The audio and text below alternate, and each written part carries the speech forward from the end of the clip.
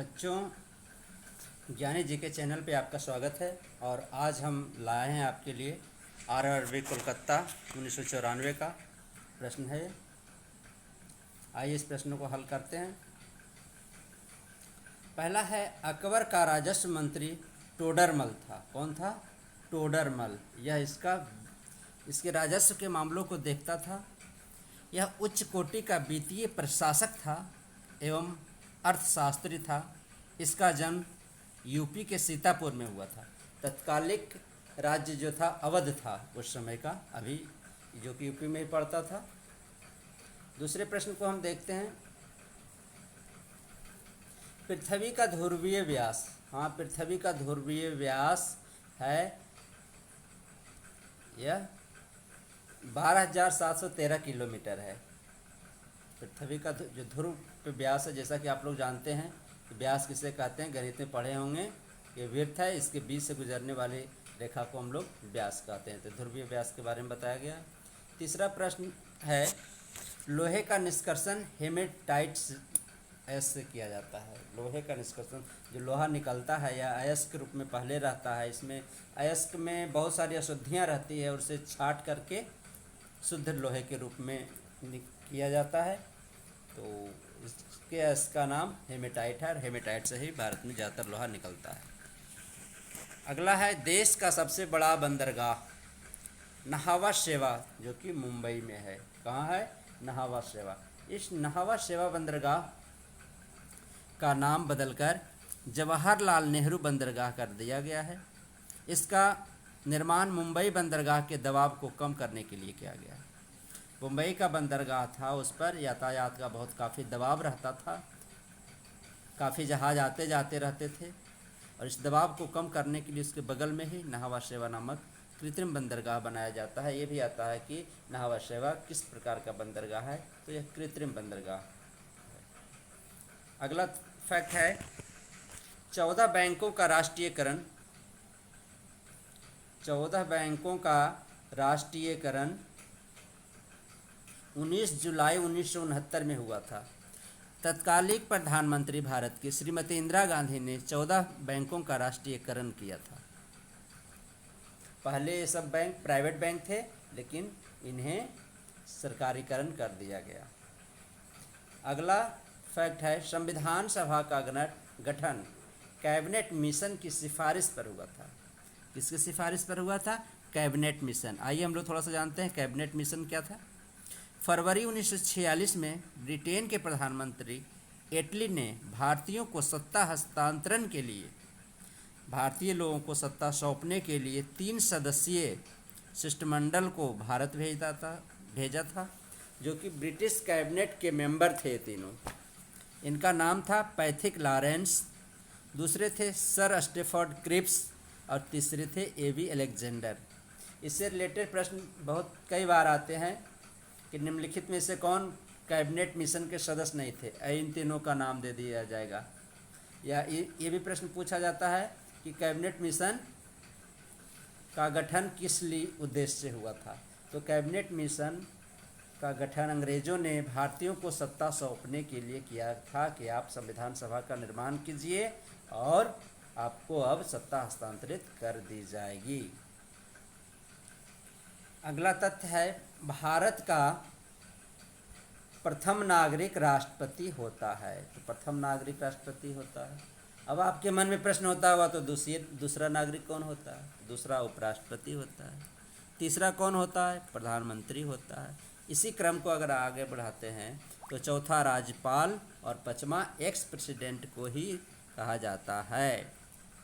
और फिर इसमें एक प्रश्न और उठता है कि हम लोग कहाँ ठहरते हैं, आम जनता जो है वो कौन सा नंबर पे है, कैमें नंबर का नागरिक है।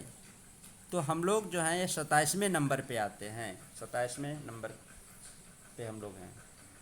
अगला तथ्य फैक्ट है, ध्वनि की इकाई डेसिबल है। हाँ, जैसा कि आप लोग जानते हैं, हर चीज़ों को मापने की एक इकाई होती है, जैसे कि इंग्लिश में यूनिट कहते हैं। जैसे किसी चीज़ के वज़न को हम लोग किलो में माप सकते हैं, लंबाई को मीटर, सेंटीमीटर, फीट, गज, ये सब माप सकते हैं। उसी तरह ध्वनि कितनी ज़्यादा है या कम है तो इसको हम लोग डेसिबल में मापते हैं। इसे शॉर्ट में हम लोग डी और बी कहते हैं।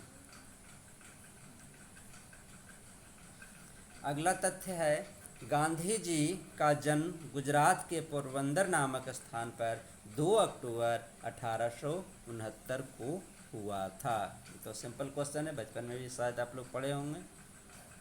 नेक्स्ट है गुप्त वंश का संस्थापक श्रीगुप्त था। इम्पोर्टेंट है कि गुप्त वंश का संस्थापक कौन था? श्रीगुप्त था। यह 240 ईस्वी से 280 ईस्वी के बीच राज किया।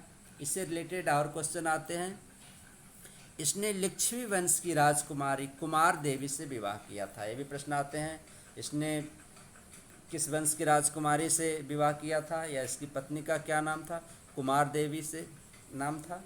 लिच्छवी गणराज्य वैशाली में पड़ता है और दहेज के रूप में विवाह करने के बाद इसे वैशाली शहर दहेज के रूप में मिला था, वैशाली शहर। और इसने ही अपने नाम पे गुप्त संवत को चलाया था।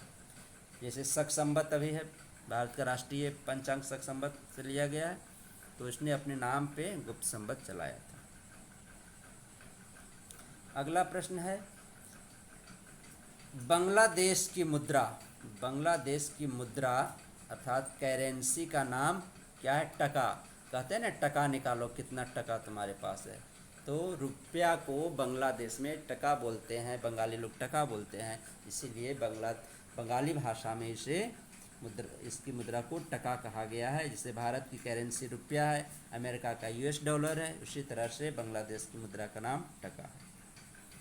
अगला है सिनेवार पारा का अयस्क है। सिनेवार जो है वह अयस्क है, इसी से पारा निकलता है Hg, और सिनेवार का सूत्र होता है HgS पारस सल्फाइड। अगला है दिल्ली 1912 में भारत की राजधानी बनी। प्रश्न आता है कि दिल्ली भारत की राजधानी कब बनी? तो जॉर्ज पंचम इंग्लैंड के एक सम्राट थे जो कि दिल्ली आए थे 11 दिसंबर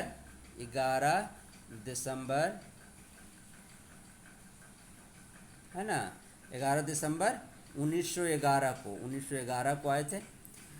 तो इन्हीं के स्वागत में दिल्ली में एक भव्य दरबार का आयोजन किया गया था और वहीं जॉर्ज पंचम ने भारत की राजधानी को दिल्ली लाने की घोषणा की थी 11 दिसंबर 1911 को। तो कहेंगे सर इससे पहले भारत की राजधानी कहाँ थी? तो इससे पहले भारत की राजधानी कलकत्ता थी, जिसका कि वर्तमान नाम कोलकाता है। अगला फैक्ट है मिट्टी के कटाव का मुख्य कारण जंगलों का कटना है।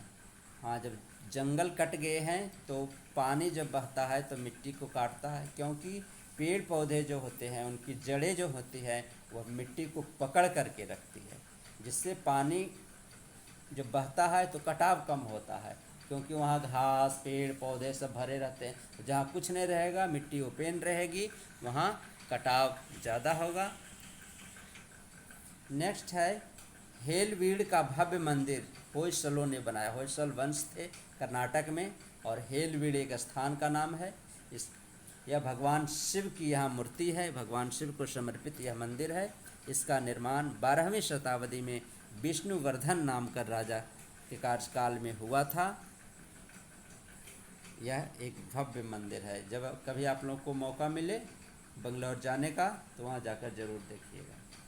अगला है चाय अत्यधिक ठंडे क्षेत्रों में उगाई जाती है। चाय अत्यधिक ठंडे, अब कहेंगे कि चाय दार्जिलिंग में होती है। दार्जिलिंग तो पश्चिम बंगाल में है, तो वहाँ बहुत ठंडा तो नहीं है कश्मीर जैसा। तो क्या होता है, जैसे जैसे हम ऊंचाई पे जाते हैं पहाड़ी क्षेत्रों में, जहाँ पहाड़ है, तो वहाँ गर्मी घटते जाती है और ठंडक बढ़ते जाती है। यही कारण है कि हिमालय पे बर्फ़ जमा रहता है, क्योंकि हिमालय काफ़ी ऊंचा है। हिमालय की ऊंचाई जो है 8,848 मीटर है। तो जैसे ऊंचाई जाते हैं वहाँ ठंडक पड़ती है, और पहाड़ी क्षेत्रों में पहाड़ के ऊपर ही ऊंचाई पर चाय की खेती की जाती है। भारत में दार्जिलिंग की चाय, असम की चाय काफ़ी प्रसिद्ध है। नेक्स्ट फैक्ट है कांच में से गुजरने पर प्रकाश के बैंगनी रंग की गति धीमी हो जाती है। जो कांच से गुजरती है तो बैंगनी कलर जो है उसकी गति, उसकी स्पीड काफ़ी कम हो जाती है। तो बच्चों ये कुछ फैक्ट थे, रेलवे में पूछे गए सवाल हैं जो कि इम्पोर्टेंट हैं। इसमें बहुत सारे सवाल कई बार आते हैं। हाँ, एक सवाल को मैंने मिस कर दिया था, यह करो या मरो का नारा गांधी जी ने दिया था। ये बहुत बार पूछा जाता है कि करो और मरो का नारा किसने दिया था। यहाँ है,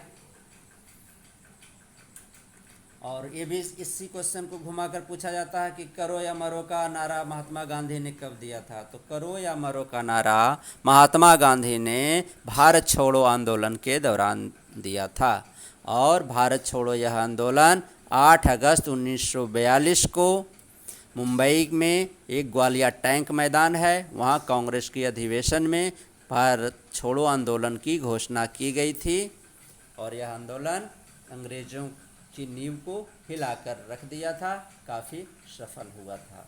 ये थे बच्चों आज के कुछ प्रश्न। अब हम लोग कल मिलेंगे फिर नेक्स्ट वीडियो में। आप लोग इसको रिवीजन कीजिएगा, वीडियो को ज़्यादा से ज़्यादा शेयर कीजिएगा। जिन बच्चों को ज़रूरत हो पढ़ने के लिए उन बच्चों तक पहुँचे। और वीडियो कैसा लगा ये ज़रूर बताइएगा। ओके बच्चों, थैंक यू।